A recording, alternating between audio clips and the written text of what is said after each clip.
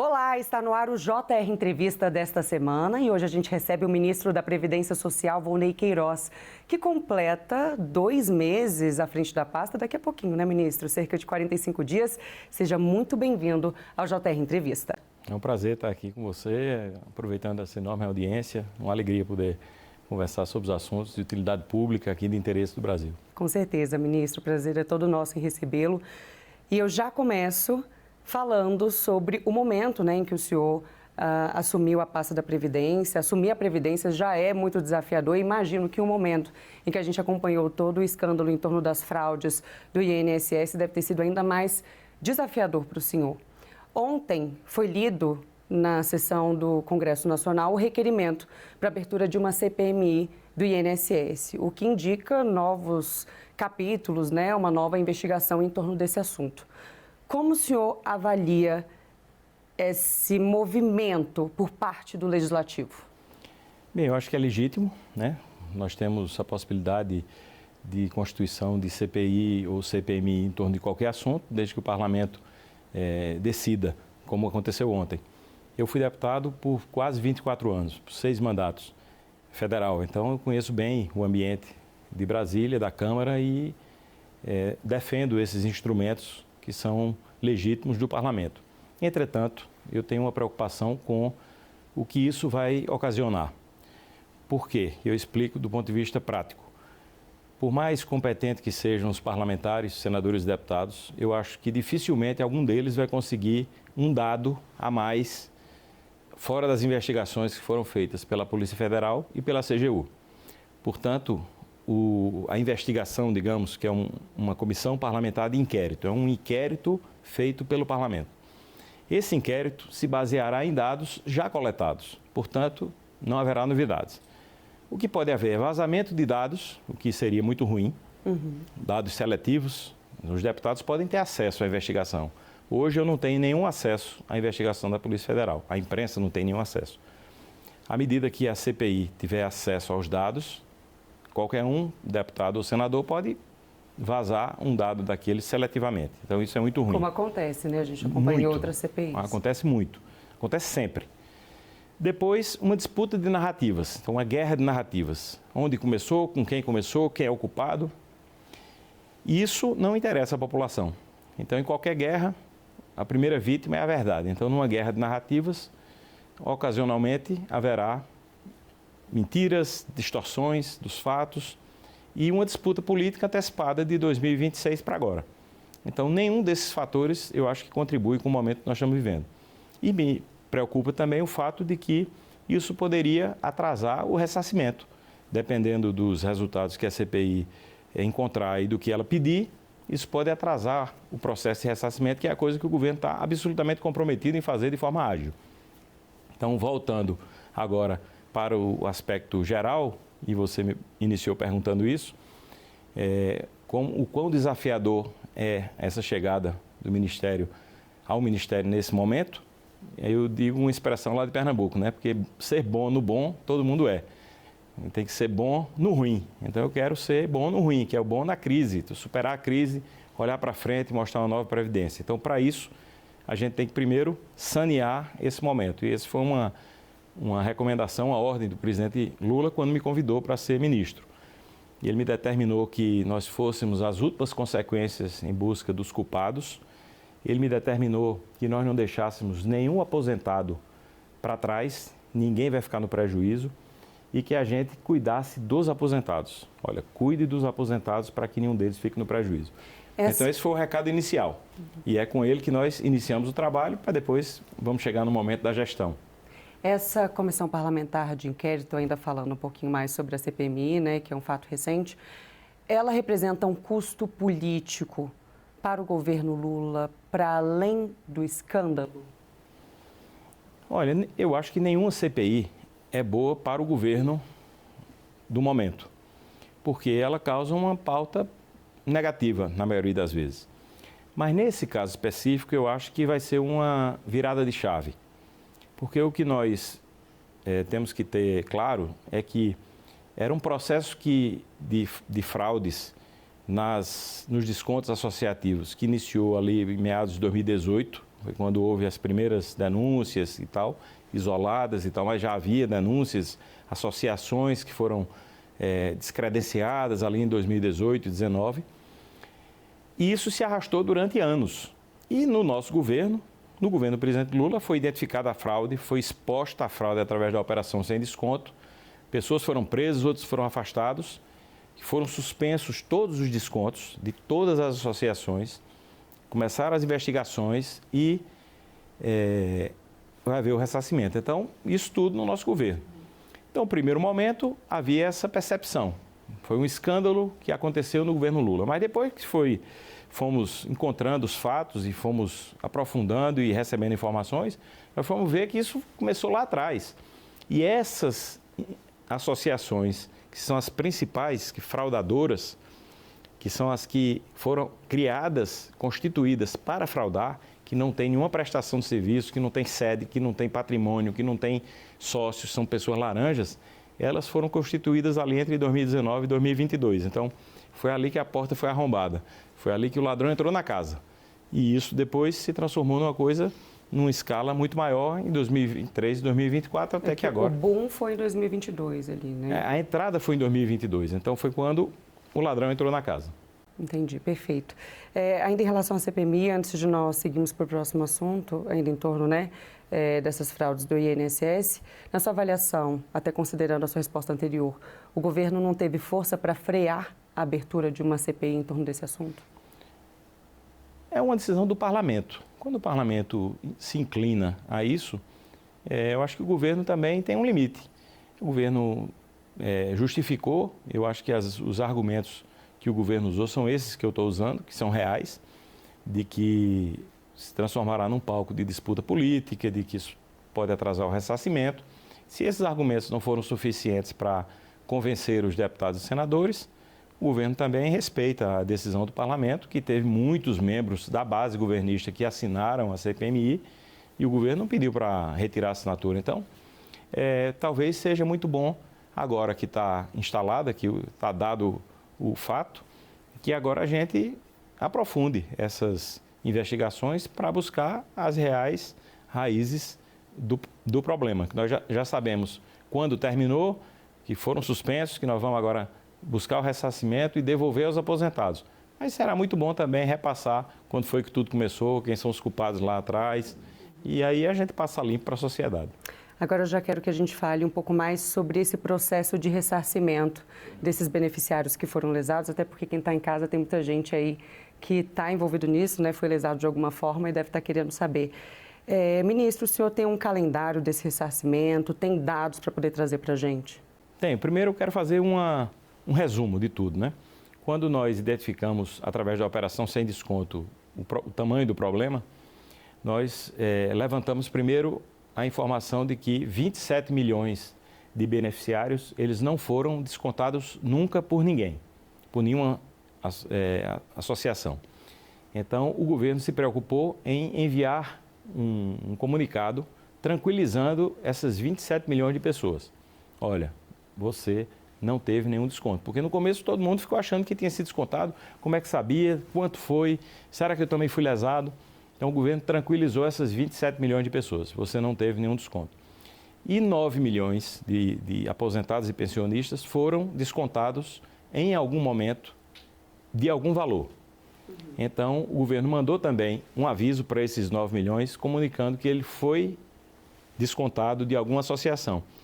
E precisa que ele procure os meios oficiais, ou seja, o aplicativo Meu INSS, o 135, que é a central telefônica do INSS, e agora a gente incorporou há um pouco menos tempo, mas há cerca de 2 semanas, também as agências dos Correios, para fazer o atendimento presencial, para dizer e dar início a esse processo de ressarcimento. O primeiro passo é chegar lá, ou na agência, ou no 135, ou no Meu INSS, acessar o sistema e dizer se aquele desconto foi autorizado por ele, porque muitos foram autorizados, não é só fraude. Identificar quem contratou e quem não contratou. Exatamente, tem muita gente que assinou e que é filiado a uma associação e recebe benefícios daquela associação.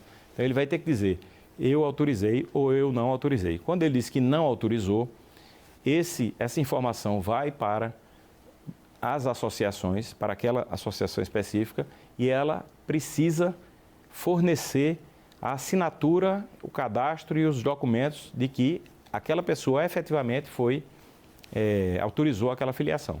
Se ela não fizer isso, ela precisa de imediato, se ela não tem os documentos, então ela precisa de imediato fazer um recolhimento de uma GRU nos valores dos descontos e creditar o INSS. O INSS vai pegar esse dinheiro e vai devolver a pessoa na conta que ele recebe o benefício. Entendi. Agora, quanto tempo essa associação tem para dar esse retorno? Porque durante as nossas reportagens, nós chegamos a visitar algumas dessas associações e percebemos que elas nem estrutura têm. Pois é. Essas que não têm estrutura, que não têm sede, não tem nada, também não têm os documentos. Então, essas não vão apresentar e vão se debitando com o governo para, então, pagarem com ressarcimento, com a desconstituição da pessoa jurídica, para poder ir atrás do patrimônio das pessoas físicas para o governo bloquear esse dinheiro. E tem cerca de 2 bilhões e 900 milhões de reais já bloqueados de sócios e das associações. Então, o prazo é de 15 dias úteis, a partir do momento que a pessoa diz que não autorizou.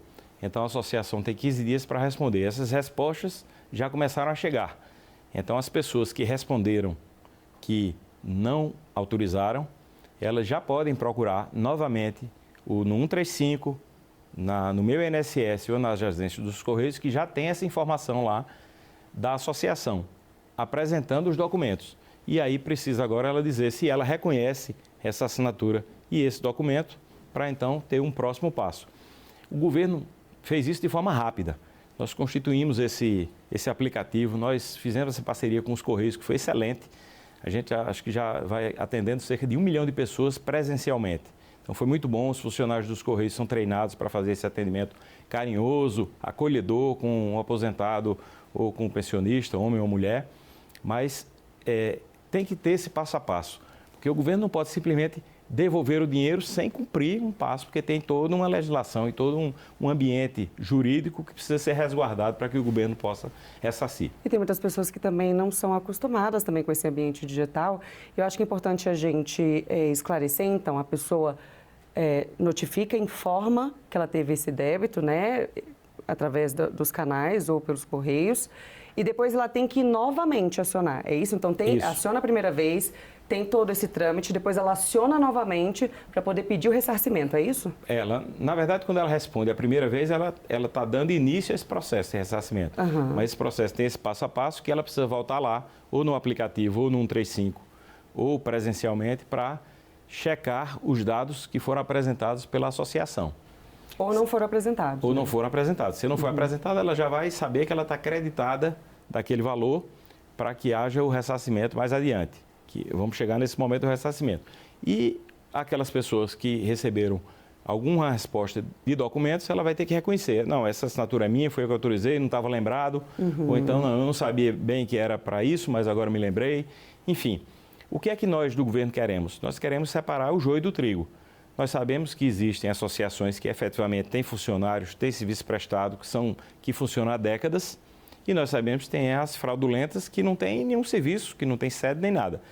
Nós precisamos separar esse contingente e apresentar ao parlamento um cenário de, olha, essas daqui foram excluídas, essas daqui tiveram problemas, mas foram contornados, elas pagaram as pessoas que elas não conseguiram comprovar a documentação, mas elas existem, elas têm trabalho prestado, elas prestaram conta, enfim, para a gente apresentar isso. E o Congresso vai decidir se mantém esse desconto associativo, porque isso foi estabelecido numa lei em 1991. Então, a última palavra será do parlamento, mas a gente precisa subsidiá-lo, quer dizer, dar as informações para que o parlamentar, o senador, o deputado, possa se sentir confortável em devolver a possibilidade do desconto associativo em folha voltar a funcionar. A gente vai ter outros critérios, obviamente, depois disso tudo. Agora, todos os critérios serão revistos, todas as revalidações possíveis serão feitas, todo um cenário de proteção desses aposentados será criado a partir de agora. Mas a decisão, a última palavra, depois do governo, será do parlamento. E diante desse passo a passo, né, desse trâmite todo que o senhor trouxe, quando que o dinheiro vai ser de fato ressarcido? Quando que ele vai cair na conta de quem foi lesado? Tainá, eu gostaria muito de dizer hoje à tarde, mas infelizmente a gente não vai conseguir dar essa informação agora.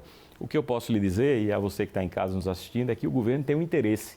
O presidente Lula quer fazer esse ressarcimento o mais breve possível, porque tem uma página para ser virada. Nós precisamos virar essa página, nós precisamos devolver esse dinheiro a quem foi lesado. O governo já contabilizou já entrou na conta do governo isso.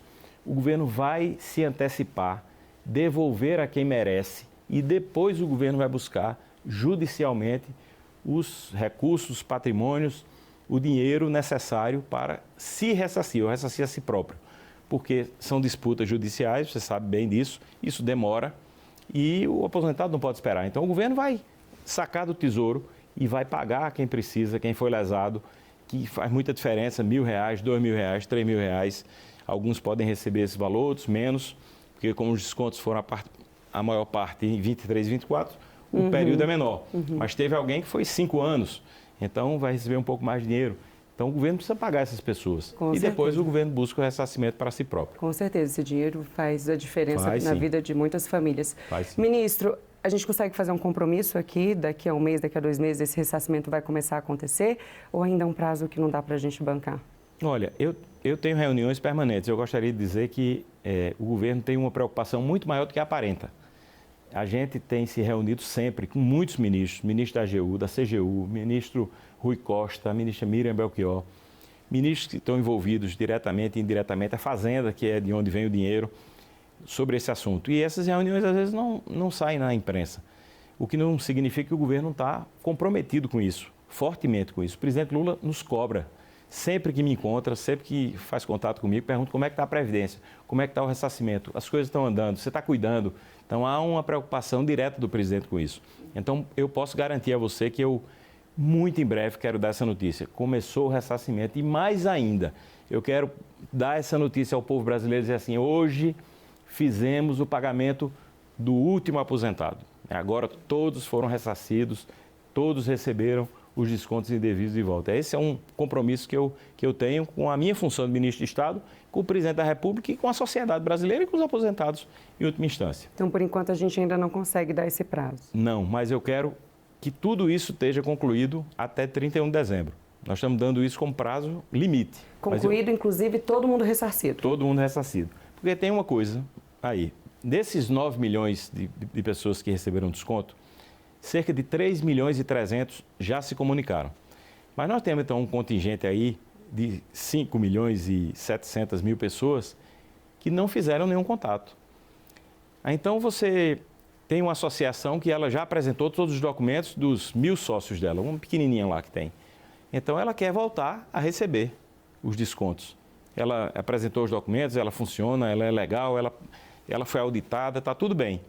Então, ela já está achando que não é justo que se estenda muito o prazo para que as pessoas procurem.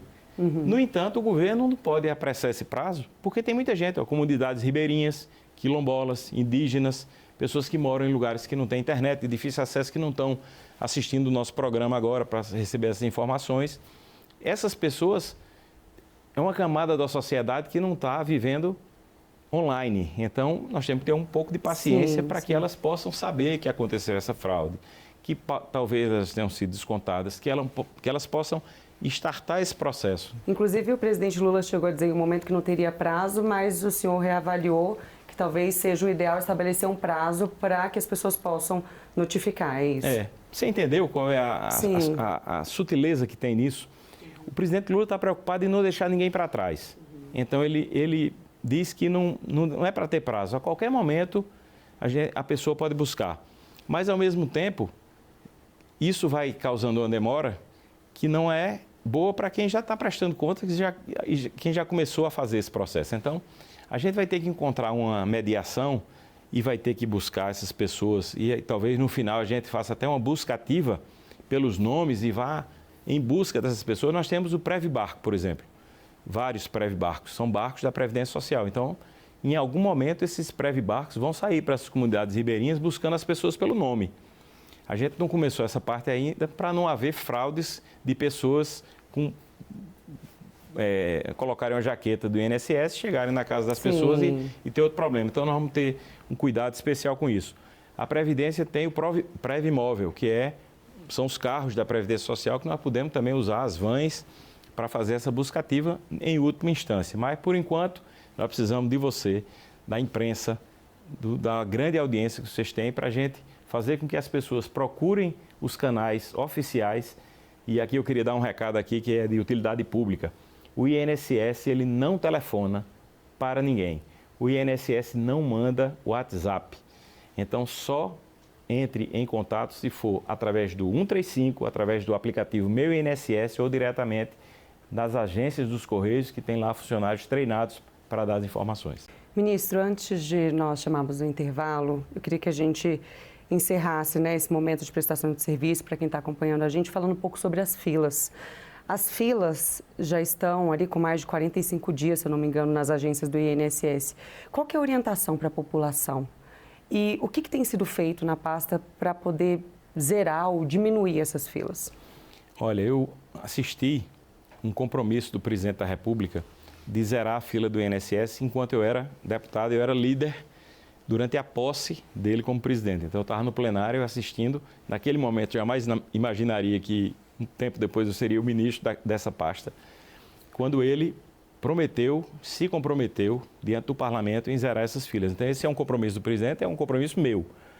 Se ele é um compromisso que ele assumiu, é um compromisso que eu tenho o dever de honrar. Então, nós estamos trabalhando fortemente nisso. Nós fizemos um concurso agora para perito médico federal. Nós já tivemos no INSS cerca de 6 mil peritos. Hoje temos cerca de 3 mil, então metade do contingente que já houve. Enquanto a população aumentou, os requerimentos aumentaram. E agora a gente fez um concurso, depois de 15 anos sem concurso. Iniciamos em dezembro, o resultado sai hoje. Então, hoje nós temos a lista dos aprovados. Daqui para segunda-feira a gente anuncia essa lista. Então, são 250 peritos e mais 250 do cadastro reserva. 500 peritos que vão entrar em um contingente substancial. Além disso, nós já tivemos a aprovação de 300 analistas técnicos para o INSS. Então, são mais 300 analistas que estão entrando também através da Central de Concurso do Governo Federal.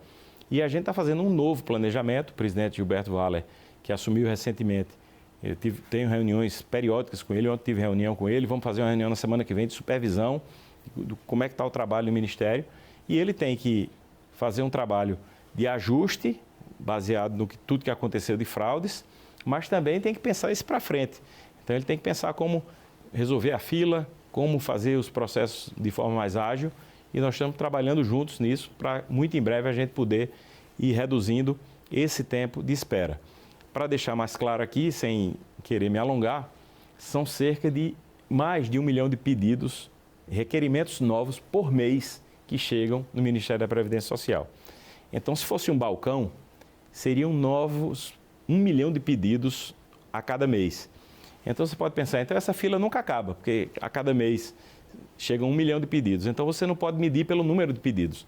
Você tem que medir pelo tempo médio de espera, que é esse tempo ao qual você se referiu.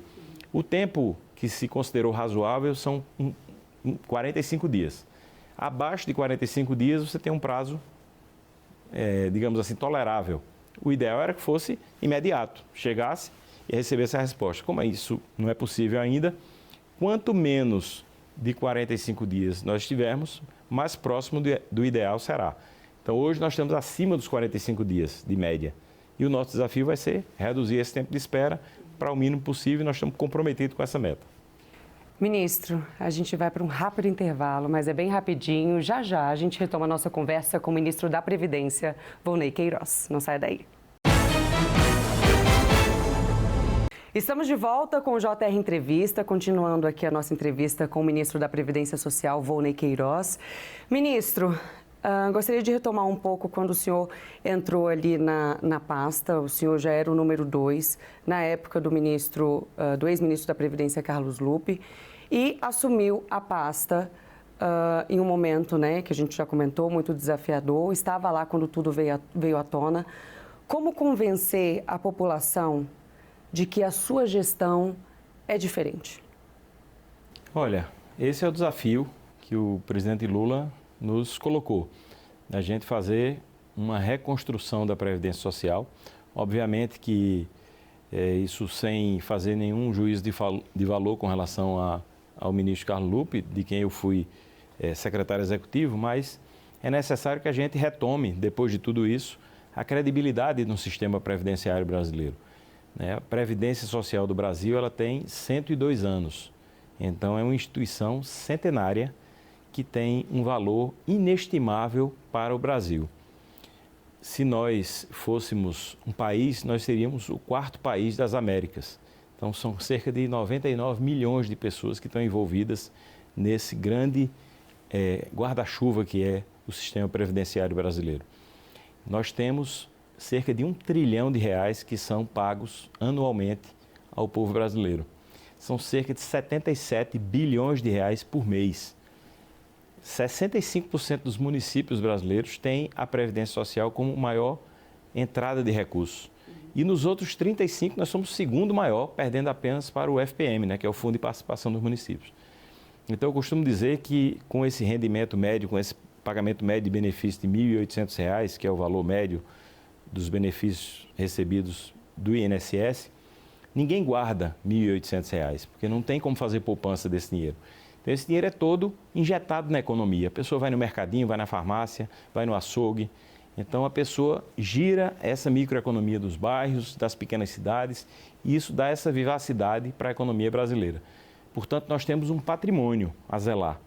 E o desafio nosso é fazer esse novo momento. Pegar de tudo isso as melhores lições, pegar de tudo isso agora, aumentar a governança, aumentar a transparência, aumentar a integridade desse processo todo. E nós lançamos agora um plano de integridade do Ministério da Previdência Social, se comprometendo com critérios mais rigorosos para todos os processos, em que a gente possa ter a garantia de restabelecer essa credibilidade do INSS e do Ministério da Previdência Social ao povo e à sociedade. O ministro da Controladoria Geral da União, Vinícius Carvalho, chegou a dizer publicamente que já tinham enviado alertas durante todo o último ano ao governo em relação a essa situação do INSS. Ele até chegou a usar a expressão de que todo mundo sabia. O senhor confirma essa informação? E houve demora por parte do governo em dar uma resposta? Olha, eu acho que houve demora por parte do Estado. Se a gente considerar que essas fraudes, indícios de fraude, denúncias começaram em 2017, 2018, você vê que levaram muitos anos. E houve passos durante esse período que envolveram Polícia Federal, Polícia do Distrito Federal, Ministério Público Federal, Ministério Público do DF. Cada um deles tentou investigar uma coisa ou outra ali, mas não teve resultado. Então, o Estado brasileiro como um todo falhou. Mas foi no governo do presidente Lula que isso foi desbaratado, essa gangue foi descoberta. Foi no governo do presidente Lula que os descontos cessaram. É no governo do presidente Lula que está indo atrás das pessoas que fraudaram. E é por ordem do governo e é no nosso governo que haverá o ressarcimento e que nós vamos virar essa página com uma previdência muito mais segura e muito melhor. Então, o que vale agora disso tudo é que a gente busque os responsáveis. Eu não posso dizer que todo mundo sabia, porque eu não sabia. Quer dizer, eu tive informações pela imprensa, como outros tiveram, mas a gente sempre encontrava as respostas do INSS dizendo que estava sendo cuidado, que os processos estavam melhores, que as providências estavam sendo tomadas, e eu não tinha uma vinculação direta com o INSS. A minha secretaria executiva tinha no tempo que eu era secretário executivo, tinha uma ação mais restrita com relação à burocracia do Ministério. São prédios diferentes e o INSS tem uma autonomia própria. Então, as informações que a gente tinha eram as informações que recebia do INSS. Mas eu entendo a palavra e a expressão do ministro Vinícius, com quem eu tenho conversado sempre. Quando ele disse que todo mundo sabia, ele disse que era um assunto que era tratado. E era um assunto que era tratado pela Corregedoria, Controladoria Geral da União, lá dentro do INSS. Mas essas informações, talvez propositadamente, não chegavam ao Ministério. Mas agora nós temos uma afinação aí da viola muito maior com a CGU.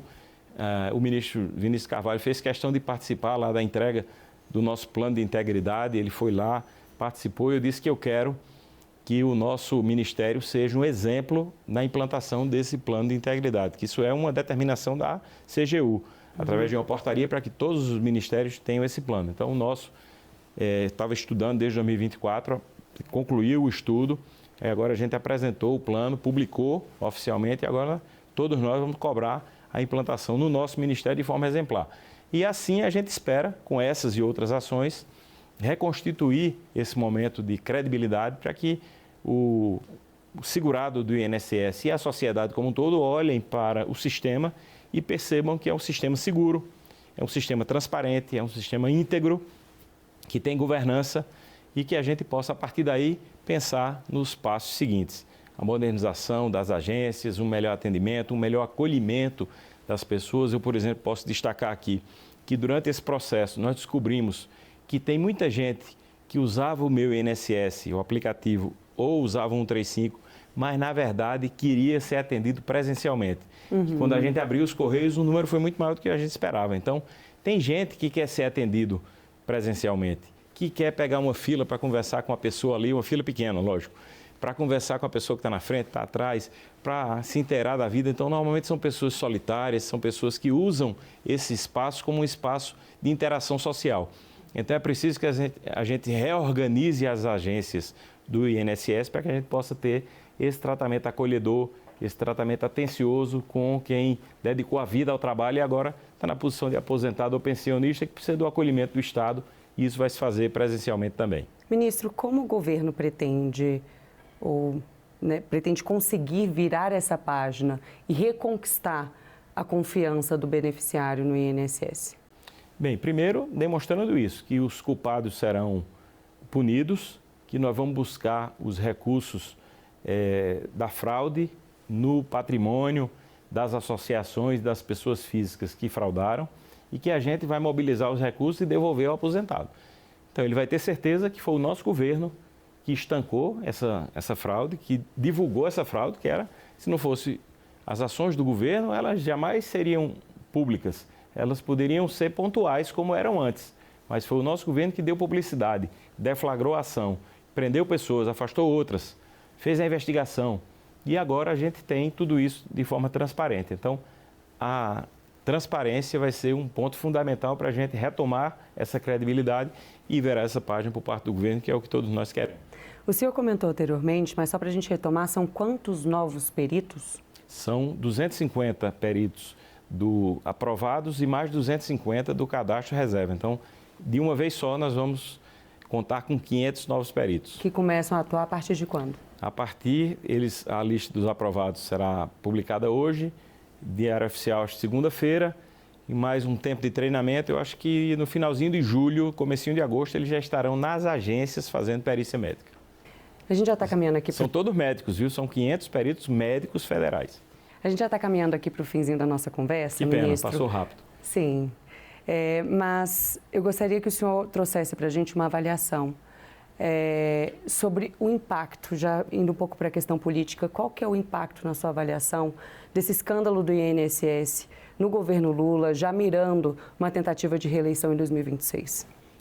Olha, o presidente Lula, às vezes que eu o vi falando sobre esse assunto, foi sempre com muita indignação, porque esse é um público, é um contingente da sociedade que sempre contou com a solidariedade, com um olhar mais humano por parte do governo. Foi o governo do presidente Lula que fez a indexação das aposentadorias com o salário mínimo. Então, é o governo do presidente Lula que se preocupa com o aposentado, que sempre teve essa preocupação em fazer o aumento real do salário mínimo. Então, esse público é um público muito, digamos assim, que o presidente sempre teve muito cuidado. Então, um desconto nessa proporção acontecer neste público, durante o governo dele, foi uma coisa que deixou o presidente profundamente indignado. Foi por isso que ele, quando falou comigo, todas as vezes, sempre falou nesse sentido muito duro, de ir atrás de tudo, de doa quem doer, encontrar os responsáveis, ressarcir o aposentado. Então, ele sempre falou isso com muita firmeza. Então, eu tenho certeza que isso, de certa forma, e aos poucos, vai começar a passar para a sociedade. Lógico que é uma coisa que ninguém gosta. Foi uma coisa dolorosa para os funcionários do INSS, que às vezes são confundidos. São 20 mil funcionários. Foram 4 ou 5 ali, ou 6, que foram afastados. Então, não é justo dizer que é a fraude do INSS. A fraude, na verdade, foi ao INSS e ao aposentado. Então, nós temos um contingente de 20 mil funcionários e eu espero contar com eles nesse novo momento, né, para que a gente possa, junto com esses peritos médicos novos e os que já trabalham, que a gente possa reconstruir isso e fazer com que esse modelo seja um exemplo. Já somos um exemplo para muitos países do mundo. Eu recebi agora, 2 meses atrás, uma delegação de Moçambique, que implantou um sistema de previdência agora há pouco, um sistema que tem poucos anos, e veio olhar essa grandiosidade que é o sistema nosso, que tem 40 milhões de aposentados, né? Quase o tamanho da população da Argentina. Então, esse desafio nós vamos vencer. Eu quero voltar outras vezes aqui, espero ser convidado outras vezes com certeza, notícias melhores, que a gente possa dar dados melhores, avanços nessa área para que a gente possa dar conforto, dar alegria à sociedade e principalmente aos aposentados e pensionistas. Ministro, foi uma alegria receber o senhor aqui no JR Entrevista. Meu. Muito obrigada. Com certeza passamos muitas informações relevantes aí para a população. O senhor é sempre muito bem-vindo. Muito obrigada. Muito obrigado pelo acolhimento. Espero ter sido útil aqui com a minha participação. Espero voltar outras vezes e que a gente possa sempre trazer essas notícias que são relevantes e importantes para o nosso aposentado e o nosso pensionista. São o motivo maior da existência do Ministério, que tem um olhar especial do presidente e do governo. Obrigada, ministro. E, claro, muito obrigada a você também pela audiência. Até uma próxima. Tchau, tchau.